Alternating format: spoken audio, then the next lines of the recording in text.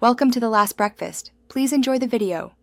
You start by opening Chrome and going straight to Settings so you can change appearance options. This saves time versus hunting through menus later. Tap the three-dot menu, then pick Settings. If you don't see Appearance, make sure your app is updated because older versions hide newer toggles. Once done, you'll be ready to locate the dark mode controls in Appearance or Accessibility, which will change next to revert to light viewing. Now you find the Appearance or Themes option and turn dark mode off. This changes Chrome's UI back to a light theme for web pages and the browser Chrome. If you see theme choices, explicitly select light rather than auto or system follow. Make sure to check accessibility if Appearance isn't visible, because some builds move the toggle there and it can force a dark scheme.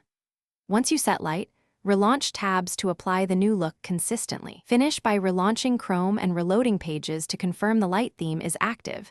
Some pages render cached dark styles until refreshed. If Chrome still looks dark, open Chrome, //flags, search for Force Dark Mode and disable it, then relaunch the browser. If that still fails, restart your phone to clear any persistent UI state. One key troubleshooting tip: if system-wide dark mode is enabled, make sure Chrome isn't set.